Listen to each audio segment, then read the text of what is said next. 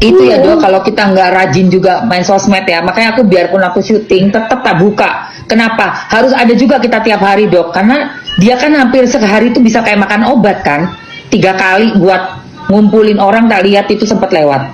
Buset, ada yang siapa lah namanya tuh. Pokoknya ada yang dulunya belain kita juga Dok, belain Doktif. Udah kesana suka masuk juga tuh ke live yang dia iniin hostnya gitu. Lihat tuh rajinnya, katanya pengusaha, kok jadi kayak konten kreator nih orang, kok kayak afiliator, gimana sih? Kalau nggak kita imbangin, aduh bahaya banget. Betul. Iya, sabar ngadepi. Jadi kamu juga harus tahu ya, Doktif ini CEO perusahaan yang kliniknya di mana-mana. Jadi kalau kamu pengen jadi dokter kayak yang jadi bos itu kayak Doktif ikutin. Jadi dokter nggak cuma kerja sama orang. Doktif ada punya banyak dokter yang kerja. Jadi santai. Jadi kalau kamu pengen punya kerjaan santai, jadi bos dulu ya. Jadi bos. Jadi bos enak. Ya. Begitu. Kayak anti mafia. Mereka ini ya benar-benar orang-orang ya Allah Tuhan. Apalagi udah beritanya ya boker saksi ahli, masa suruh Doktif yang bayarin saksi ahli. Nanti kalau saksi ahlinya Doktif yang bayarin, terus saksi ahlinya nanti ngebelain Doktif, dibilang Doktif yang Markus. Gimana ceritanya? Jangan Dok, hati-hati dalam setiap langkah yang mau kita. Jadi Nepos itu boker lagi kesulitan ya, boker lagi kesulitan untuk mendatangkan saksi ahli, dia nggak ada duit ya. Dia udah kismin itu si boker itu ya, jualannya juga nggak laku. Bantu Nepos ya, kamu Nepos, kamu bantuin itu si boker. Dari uang 30% itu yang kamu kasih dari malakin produknya si DRG itu ya, kamu bayar tuh saksi ahli. Ya, saksi ahli dari laporannya boker biar cepet jalan, katanya pengen masukin ya Pos ya, ntar lu sebentar lagi TSK, masa Markus TSK malu atau muka taruh di mana? Aku udah nggak sabar nunggu dia TSK. Aduh. Mau nanti alasannya dia pada saat surat pemanggilan naik sidik dia dipanggil mau ngeles apa lagi? Bilang suratnya nggak nyampe gitu, tunggu jemput paksa, datang ke rumahnya, ditunggu dijemput, kan penyidik udah nganter surat ke rumahnya kamu, ketemu langsung. Mau bilang apa? Ketemu orangnya langsung ya? Enggak, dia pada saat itu dia ketemu sama karyawannya, dia langsung difoto, yang jelas kan dia bilang kalau suratnya nggak diterima sama dia. Lah itu cukup membuat penyidik gedek juga. Orang kita langsung nganter kok ke rumahnya, yang terima langsung jelas anak buahnya dia di situ. Ya Allah. Tapi kalau nanti ini pemanggilan ini, dokter sih yakin pasti dia datang, karena kalau enggak kan jemput paksa ya. Meski nggak mungkin deh kayaknya. Nanti jadi konten lo, nanti aku masukin ke aku nanti kalau kamu dijemput paksa. Kontenin kamu nanti Nepos. Boker itu bukan, Suneo lain, Suneo lain. Nah, ada RL. Boker itu Justiper dari Medan. Yang dulu banget yang di awal itu loh, kasusnya udah mulai ribut-ribut, marah-marah sok keras itu loh, Say. Udah tadi udah tinggal tunggu aja surat untuk kepanggilannya Nepos sudah dilayangkan. Tinggal tunggu aja nanti, tinggal tunggu panggilannya si Nepos gitu loh, tinggal tunggu aja kok, minggu ini selesai urusannya Doktif, pelaporannya pemeriksaannya Doktif, tinggal mereka nanti. Nah tuh, jadi kan habis Doktif diperiksa baru yang sudah dilaporkan akan dapat gilirannya gitu loh. Betul. Saya yang penting laporannya udah naik sidik semua gitu aja. Kan ada prosesnya, nggak saknyet gitu, enggak. Berarti informasinya apa yang baru boker udah Nepos habis ketemu sama Bang Syaroni juga nggak mau nganggepin mulutnya si Nepos itu, ya kan, udah. Pokoknya nggak mau lagi lah, maksudnya lebih berhati-hati pastinya Bang Syaroni kan. Hati-hati lah Bang Syaroni, baru balik dipercaya masyarakat lagi ya kan, tau-taunya udah kena iniannya si Nepos, wajah. Berasa owner padahal sales. Apa iya? Gak boleh gitu bro. Si Nepos ini CEO-nya Naira Residence. Namanya aja nama anaknya tuh. Ya kan? Jadi bukan sales. Dia itu CEO. Jadi bukan CEO yang sedang menyamar, tapi sedang menyamar jadi CEO. Yang harus digarisbawahi adalah sekarang menjadi terpidana ya. Terpidana ini terbukti melakukan pengancaman dengan pemerasan. Ini judul Imut, nggak ada itu pemerasan. Ya sekarang mana ada pemerasan minta diulang tahun depan. Tolong diingetin ya Mail, tahun depan. Ada gitu si korban pemerasan malah minta diperas 2 kali. Nggak ada, kocak. Sekarang kalau misalnya dibilang pencemaran yang mana? Apa yang dibilang Nikita Mirzani soal Reza Gladys itu benar semuanya. Dibilang begeng ya memang Reza Gladys begeng. Dibilang kulitnya abu-abu memang Reza Gladys kulitnya pengen banget gitu dibilang. Orang juga bisa bedain kali mana yang kulitnya putih, coklat, merah, jingga, ungu, termasuk abu-abu.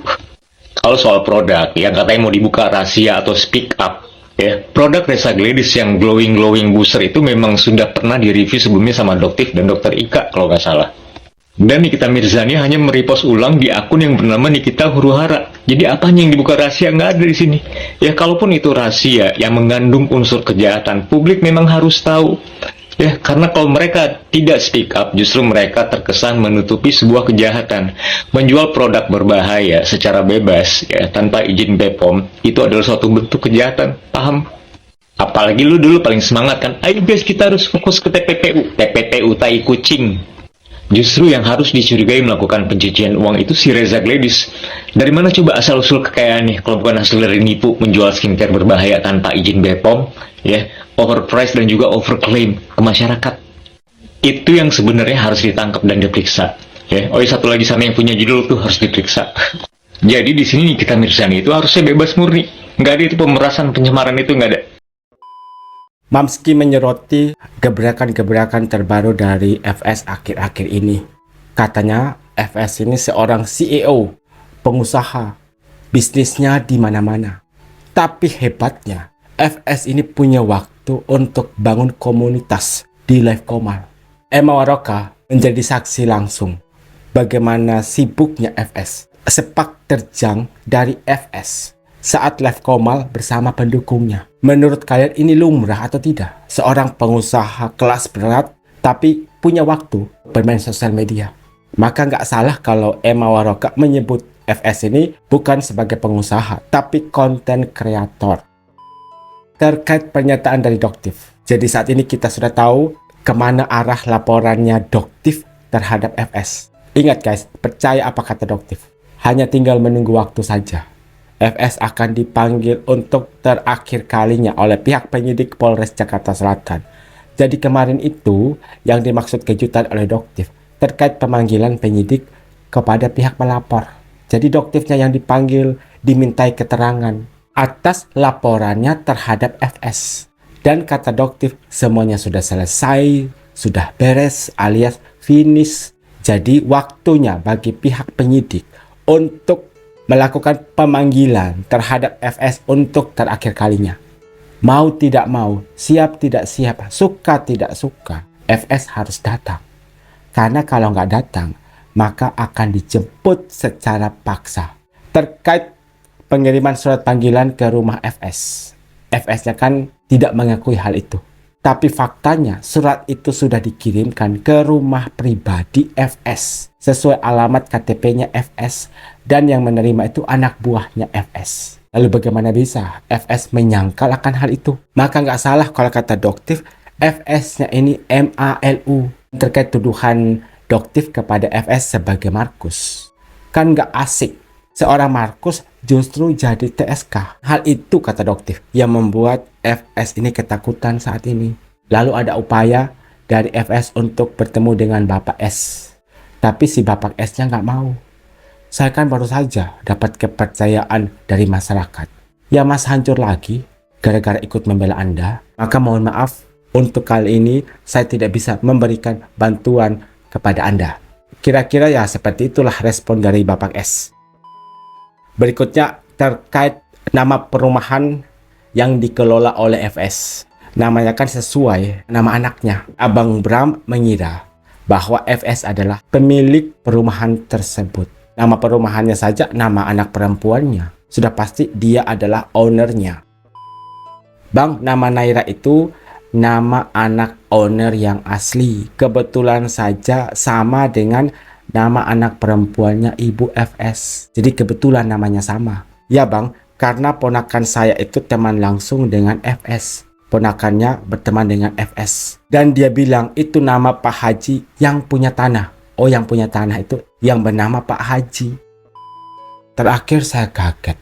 Perlu digarisbawahi bahwa si terpidana ini terbukti melakukan pemerasan dengan ancaman kekerasan. Ancaman kekerasan dari mana, FS? Apakah Nikita Mirzani pernah melakukan kekerasan fisik terhadap RG?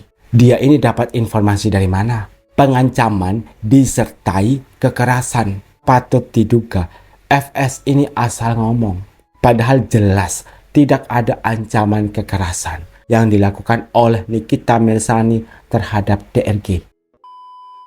Disebut pengancaman dengan ancaman kekerasan kalau apa? Kalau ada dua unsur utama terpenuhi sesuai pasal yang dimaksud di situ. Yang pertama ada perbuatan mengancam. Pelaku bilang atau melakukan sesuatu yang membuat korban merasa takut. Itu pengancaman. Lalu ancaman berupa kekerasan terhadap orang atau barang. Coba Ibu FS baca di situ.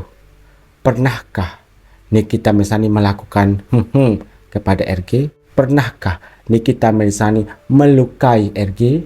Pernahkah Nikita Mirzani ada upaya untuk melakukan bun-bun kepada RG?